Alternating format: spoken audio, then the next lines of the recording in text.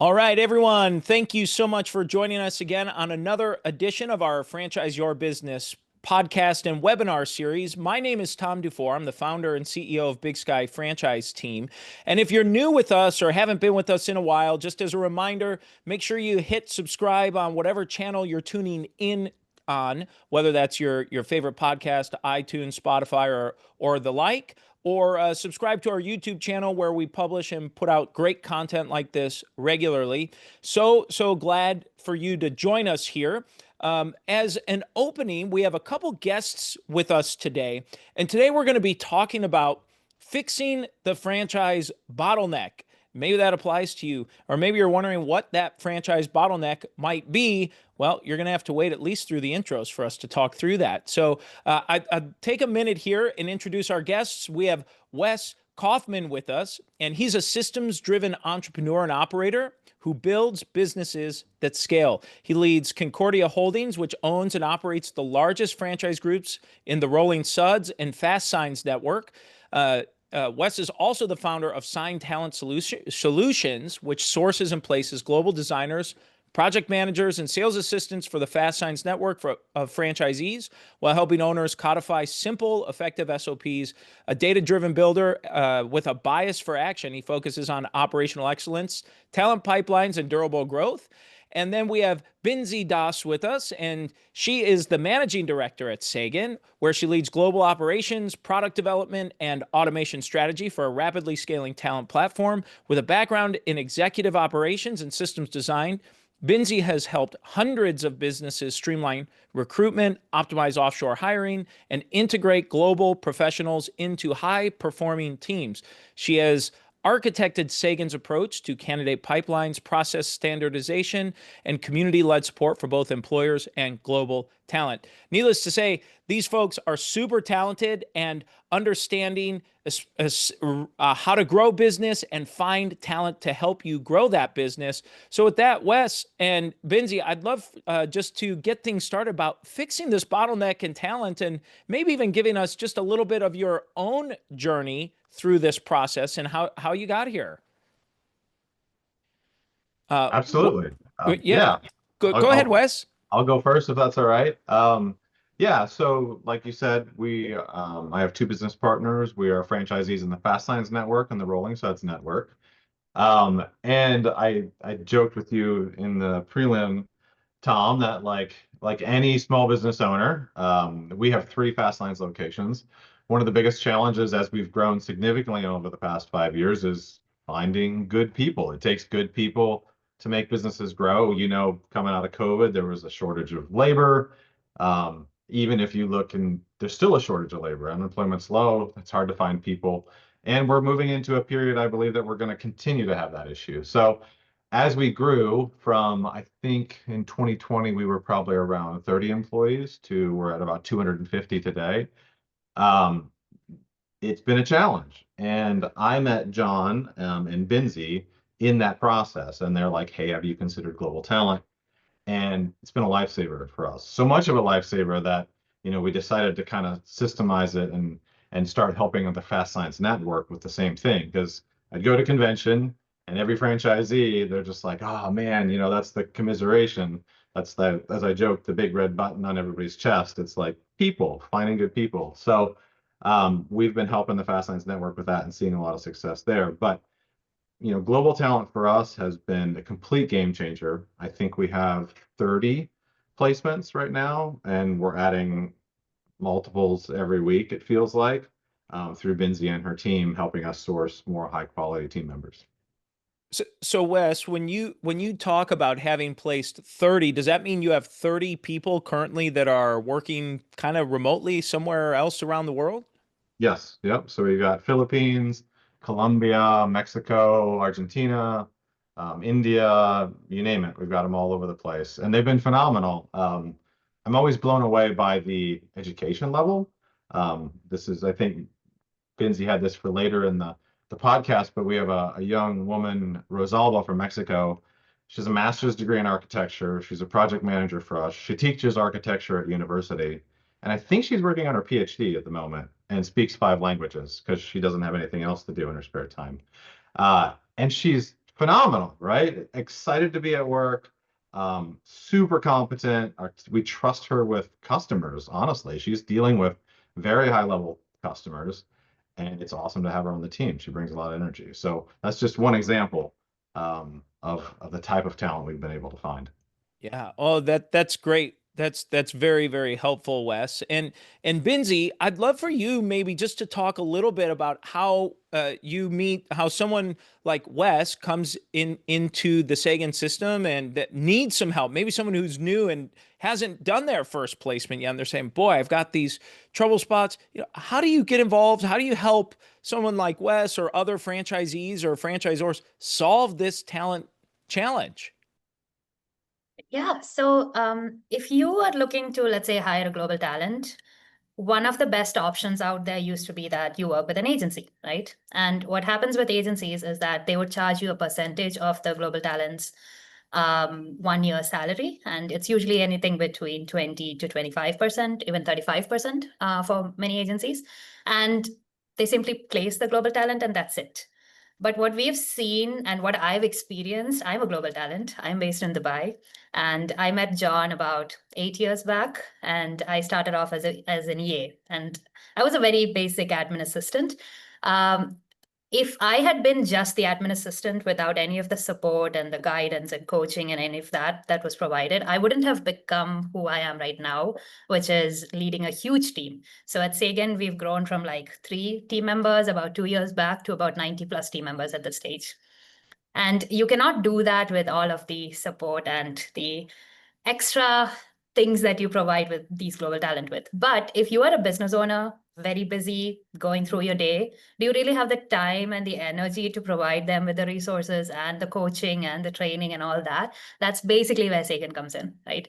So with Sagan, what we did is we are a bit of a different model. So we are a membership-based recruitment firm. We don't do it upon, like, we don't take a fee on placement.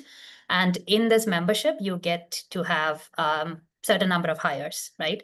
But it's not just the hires that we focus on. We have a lot of different other benefits, like we provide training and ongoing support for all of the global talent. We provide training and support for the members, for the business owners, because a lot of times new business owners don't know how to manage global talent. They don't know how to set expectations. They don't know how to provide systems or SOPs or documentation. And so we help them through almost all of these processes. Uh, we don't just place global talent. We would also basically help you onboard them. We provide payroll services. We have multiple partnerships with payroll providers to provide like discounts on payroll. We would also even administrate payroll for you if needed. So basically, it's kind of like a full cycle service offering from onboarding all the way until, let's say, they get fully integrated into your business. Because one of the things that most business owners do is they bring on a global talent and they call them a VA. We hate the phrase VAs. And most Yeah. people just bring virtual assistants and they just do assistant stuff. And that's not all global talent is. Because if you look at it, the best business owners have global talent across the board. They have it in all departments. They have accountants, they have controllers, they have CSRs, sales reps, sales admins. And so if you are just restricting yourself to VAs, you are doing yourself a disservice because you haven't explored the breadth of global talent that can be integrated into your business. Well, wonderful, wonderful, Binzi. And Wes, I'd love to just kind of hear your vantage point. So that's a great overview on how Sagan gets involved and can help. And Wes, how have you seen that experience in bringing in global talent and with that support from Sagan and being able to help you through that? Yeah, so the kind of the story of how I initially got into global talent, I met John online. I think I DM'd him somewhere, and we started chatting. And he's I think you've met John. John has a lot of energy. He Um, does. I'm not quite at his level, but the two of us combined is kind of dangerous. And I actually at first hired him just as a consultant to help me think through process stuff because we grew so quickly that a lot of our processes weren't in place, a lot of our workflows weren't in place, and there is a bit of like so many small business owners especially haven't done that kind of hard work, and that's I think where Sagan really is beneficial because they can come in and say, look, There are amazing people. Really, I mean, people think I'm just trying to sell something, but these people are phenomenal. You need to get them in your business. You might have to do a little thinking about what your process looks like and the way your workflows run. They can help you with that. They have workflow experts. They have Sagan University, which is doing classes, I think, every day now. Yes. Everything from, is it every day? It's close. It is every day, Yeah. yes. Everything from accent reduction for global talent to John did a whole getting things done course on how to, it blew my mind. I'd never read Getting Things Done or knew anything about the process. That was super, super helpful. They have AI workshops. They have AI experts on staff that all they do is talk about AI and build AI tools. It's kind of, I mean, honestly, it's like Sagan is a membership and you get to hire a certain number of hires through it, but that's not really, that is part of the benefit, but all of the other extra is just like phenomenal and it's a great community of people. So for me, it was that like brainstorming with John, brainstorming with the team around how do I re-look at my company in a different way to access this amazing resource. And that's kind of what I've had to do. I when I talk to other FASTSIGNS franchisees about it, I say it's like you need to look at the daily workflow of your company as like lines of code. And every line of code needs to run to make this business function daily, right? And then I need to tag each line and say, is that a physical has to be done here? Or is that a can be done remotely? And I need to kind of tease those two apart. And then you can build roles around, if it's remote, there's no reason you can't have that be global. And if it's physical, then that's going to be local. And you get to really kind of maximize what each team, your US-based team and your global-based team are doing for the highest performance and the highest output of that team. But it was working with Sagan, working with John and Binsi in kind of that philosophy that has really changed our companies like dramatically. Oh, that's wonderful, Wes. And Binsi, I'd love for you to talk a little bit about what Wes was just talking about. I think this is interesting about figuring out what can be done. I really liked how you said that, Wes. What can be done remotely versus locally, where some things have to be done locally and other things can be done kind of anywhere. It doesn't have to be tied down to a specific location where maybe your retail business or local business might be run. So, Binsi, I'd love for you to just talk a little bit about how you help your clients with that or go through that process. So I think previously one of the hardest part about transitioning to a global workforce for most business owners was the fact that their offices were not set up for it. Because you have, let's say you have a delivery come into your office and you have like a purchase order or whatever, it's a piece of paper and it needs to be filed somewhere, right? And so if you are not set up for that, then it becomes very hard to integrate global talent because at the end of the day, global talent can only work virtually. And so the first step in all of this is transitioning to your business into a space where it can function in a virtual environment. And that is one of the hardest parts for most business owners. For many franchisees, I know that that is also a very difficult area. But franchises are all built on systems. Everything is systematization, right? And so global talent works perfectly into that kind of an ecosystem because global talent works based on systems. And if you're not systematized, it becomes very hard to integrate that kind of global talent. So the first thing for us is usually figuring out, is this business set up for a remote environment? After COVID, almost most businesses are because we did transition during that stage. And then it is, okay, what are certain functions in which we can bring in global talent, right? And so let's say your business is very heavy on sales. Just as an example, like you're a roofing company, for example, right?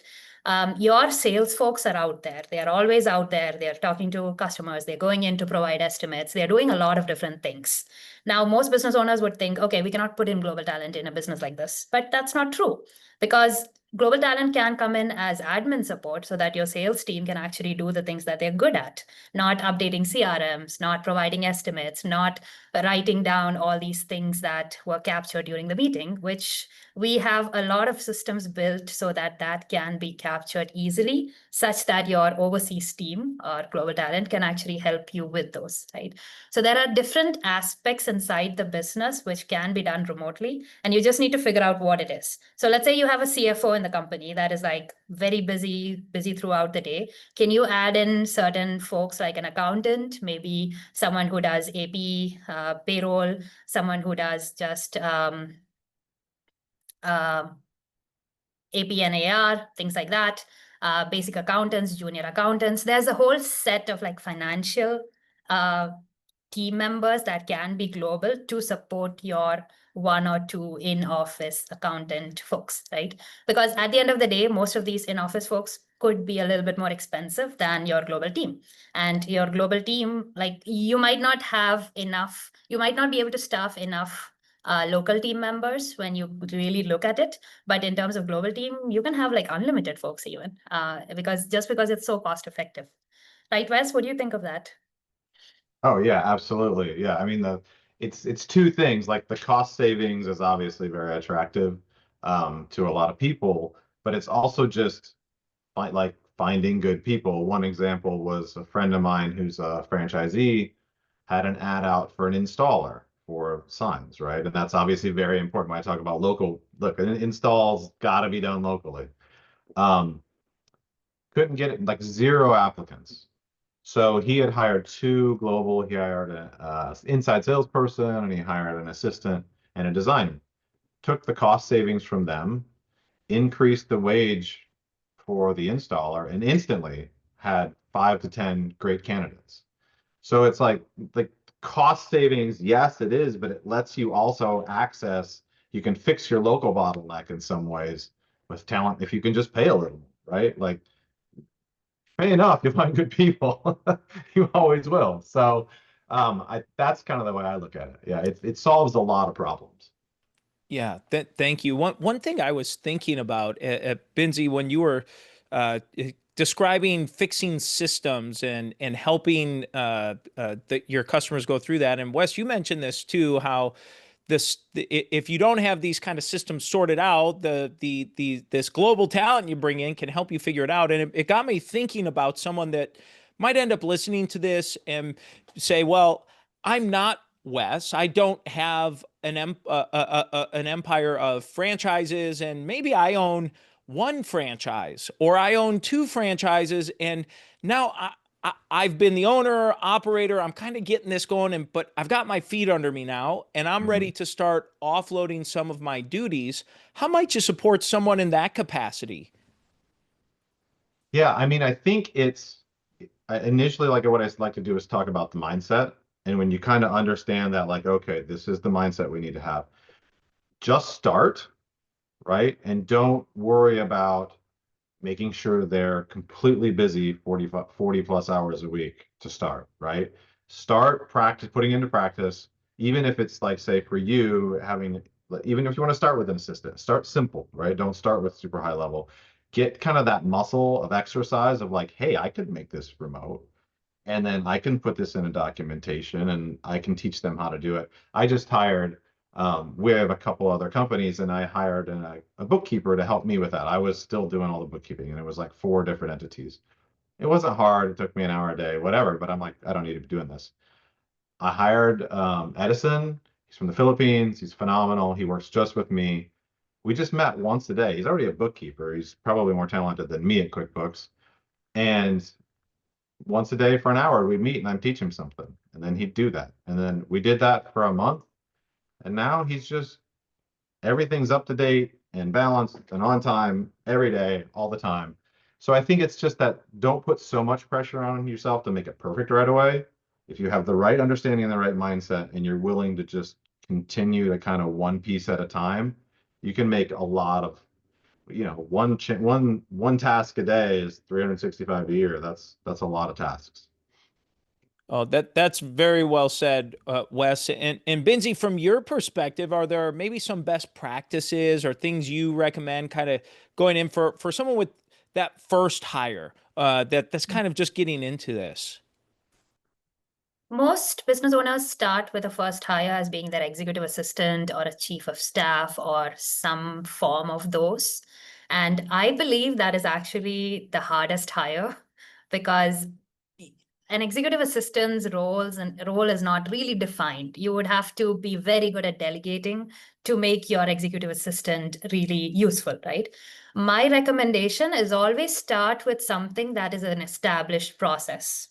So let's say you always know how you answer your phones, you have FAQs, you already know what are the common questions that your customers would ask. Your first global talent could be a CSR, right?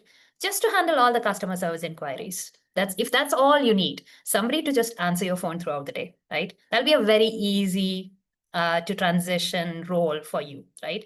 If you know that your estimates are always in one format, it's always in this way, I always send it to this email, an estimation support admin, whatever you can call them, is an easy first hire, right? Would you be able to onboard an executive assistant that easily? Now you are battling with thousands of different processes, lots of different things that you would need to delegate. You don't really know what you want to do in that situation. So my recommendation is look for established processes in your company. Let's say you are like, I think we had this customer that mentioned that they're a roofing contractor. And one of the things that they have to do is they have to work with insurance companies to get paid, right? And they had so much unpaid invoices that they were just drowning in it. And to have one global talent placed in that position to just talk to the insurance company, figure out the things, and get those invoices paid out gives more returns than an executive assistant who will maybe help you respond to a couple of emails or schedule some calls for you, right? So again, recommendation is like look for repeated processes, look for processes that are already established that you can just hand over. And that'll be one of the easiest hires that you can make.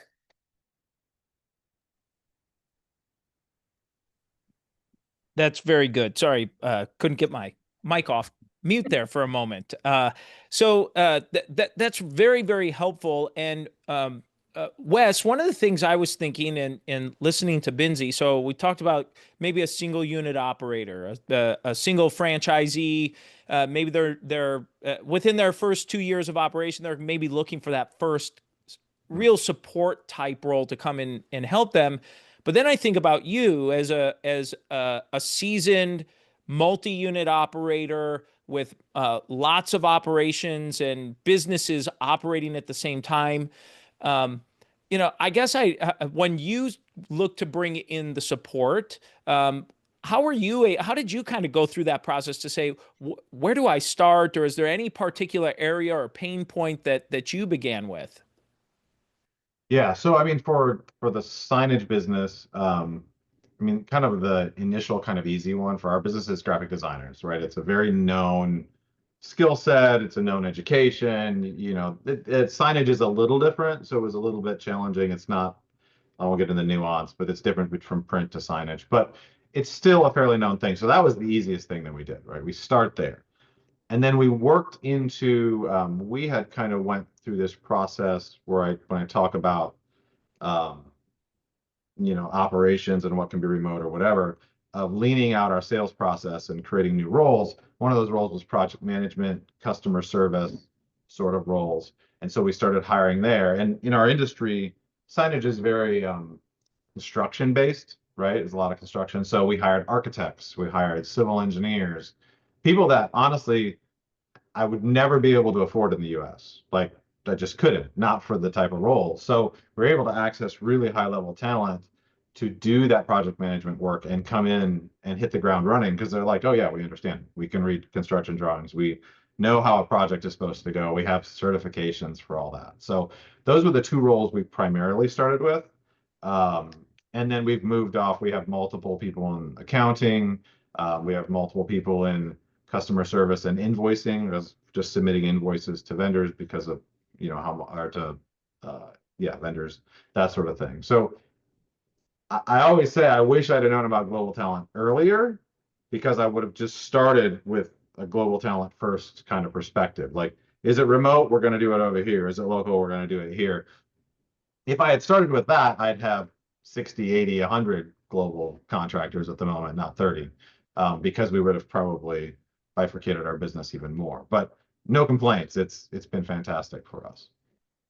Wonderful. And Binsi, I guess as you think of onboarding an owner, a large multi-unit franchisee that might come in, or maybe as I'm talking out loud, it makes me think of the franchisor as part of this. And how does Sagan, and how do you work with a franchisor to become part of some of the support or an option for the franchise network? Yeah, so if you are a franchisor, you can essentially take one of our memberships for your entire network of franchisees, right? And so the franchisees can come in, they can put in a hiring request. We work based off a credit system. And so you can give the credits over to your franchisees so that they can simply come in, put in a hiring request. We would work with them directly, and then we would help place the global talent for them. Now, if you are a franchisee that actually wants, let's say, 6+ hires and you are growing rapidly, then you would essentially have your own membership, and then you would be part of our network, and then you would go through the same process. So we can work at multiple levels. If you are somebody that just needs one type of profile sent over, like consistently, like for Wes, one of the things that we do is that we provide graphic designers, signage graphic designers consistently, right? Because that is what Wes requires. So if you are something like an industry partner like Wes is, then essentially we would work with you to define what are certain roles that you need filled consistently. And we would provide options for sourcing, screening, onboarding, every kind of support that you would need to get them onboarded into the business. Yeah, that's excellent. Well, one thing I was thinking of is you mentioned the credits and being on the subscription, and a lot of the conversation today has been focused on onboarding, bringing someone on, integrating them into what you're doing. But eventually, the global talent may move on or find something else that they're interested in. So I'd love to just hear your thoughts, or kind of what that is like going through a transition where that global talent is now transitioning over. I could hear, you probably hear something like this. I could hear someone, an owner, a multi-unit franchisee, or even the franchisor saying, well, we have some intellectual property, or we have things that we're nervous about. What happens if this person leaves? Then what? So how might you respond? Either one of you respond to that. Wes, do you want to talk a little bit about the... Yeah, I mean, so the way I think about it is like, and I totally understand the concern, right? But we all have employees that all have access to all that stuff, and they all leave all the time. I don't see a difference between US based and global, right? I mean, I guess they're outside the US justice system, but I think it's pretty uncommon to see a franchisor going after a former employee of a franchisee. You know what I mean? I understand the concern, but part of the other thing too is like, yes, sometimes global talent moves on, they go to a different role. Generally, they're pretty sticky. These are really coveted jobs, and they pay well for like the in-country. It's a significant premium to the standard in-country wage. And so my experience with global talent is they really want this job. They do not want to have this job go away. Even like Edison, who I mentioned, who's doing bookkeeping for me, he's always concerned because I only have 20 hours of work for him a week right now. I'm paying him full time because he's just awesome to have, but he's like worried that I'm not going to be, that's not enough work. And I'm like, you're safe, man. I'm not going anywhere, because it's a great role for him. So I think, there's always ways to mitigate those concerns. Whenever we work like in the FASTSIGNS network, we make sure they have a FASTSIGNS email so that the franchisor controls that communication, right? They can always lock it down. Like, we don't want them having, emails out here in the ether that there can be documentation pulled into, or whatever. We want them to control that data. So we haven't had any issues with it. I don't know, Binsi, if you've ever had any issues, but I've never seen a problem. One of our recommendations to most business owners that bring in global talent is don't give them your social security number and passport and all that on like the first day of their job. Make sure that they're integrated slowly into your business. Like It does take some time to establish that trust with your global talent, but once it is established, we've seen that most global talent like stays for years. Like I've been with the company for like 7 to 8 years right now. And so not a huge concern, I would say. And then there are, of course, best practices. Like if you are a business where, let's say, you are dealing with HIPAA laws or certain very sensitive information, there are certain like best practices that you would have to take in order to protect a lot of your business functions, right? Like an example would be there are business owners that set up virtual spaces for these global talent to work, and that is it's like you log into an office, you just do things over there, you cannot download things from it, you cannot upload anything into it. It's a very siloed workspace, and that is something that you can set up. It depends on what level of security you would need for your business. For most business, that is not really needed. And again, you give sensitive information only after you've established that the global talent is going to work with you for a long time. We do have NDAs, we do have a lot of best practices. We can help based on the level of security you would need for your business, essentially. Yeah, excellent. Well, I'd love for you all to share, how can people find out more about what you're doing? Where can they get information, websites, contact info? What's the best way for people to learn more about this? So for Sagan, we have a website, saganpassport.com. You can pretty much find most of our information over there. You can book a call with us, and we'd be happy to talk you through any questions and all that. Our founder, John Matzner, is very active on Twitter, and so you can reach out, no problem. I am active on LinkedIn. Wes, what about you? I mean, John is also very entertaining on Twitter, so if you just need a good laugh every once in a while. For me, not really online a whole bunch, but you can reach out to me at my email, Tom. I'll give you that to you. That if you want to post, if you want to email me or reach out to me in any way. Sure. Great. Well, and I mean, Wes, I'd be remiss if I didn't ask an opportunity for you for someone to maybe be a customer of yours for one of your franchises or other business. Sure. So if they happen to be in the area or a potential customer, how can they connect with you there? Yeah, so if you need signage, like I said, we have 3 locations. We're in Seattle area, and then we're on the East Coast in Lancaster, Pennsylvania. So wes.kauffman@fastsigns.com. That's an easy one. Let me know. I'd be happy to help. We help a lot of very large customers do amazing sign work, so we'd be happy to do that. And then if you're in the central Pennsylvania area and you got a dirty house, send the same email, I'll get you the same thing, or wes.kauffman@rollingsuds.com. I'd be happy to help you. Perfect. Perfect. Thank you so much. We'll make sure we get that in the show notes. And, I'd love to just open this up as an opportunity for you to share anything that maybe you didn't have a chance to yet, or anything before we go today. Wes, I, anything? I think the only thing I think that maybe this is an awesome opportunity, I think, for franchisors and franchisees. So, franchisors are always concerned, like franchisee profitability, growing average unit sales, all those things.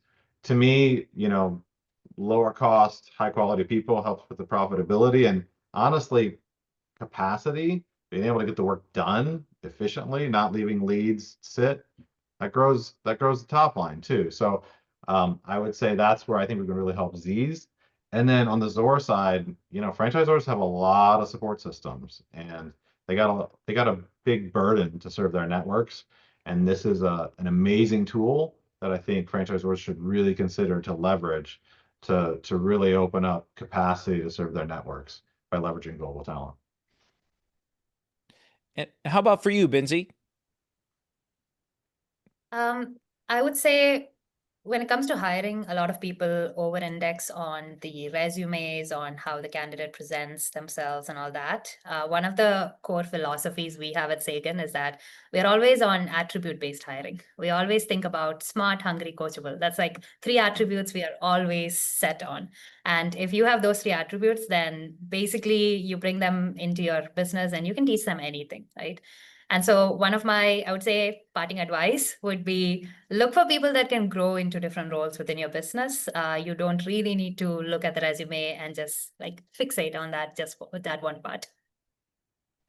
Well, this has been a fantastic session here, and just listening to you all and having had a chance to spend some time with John as well.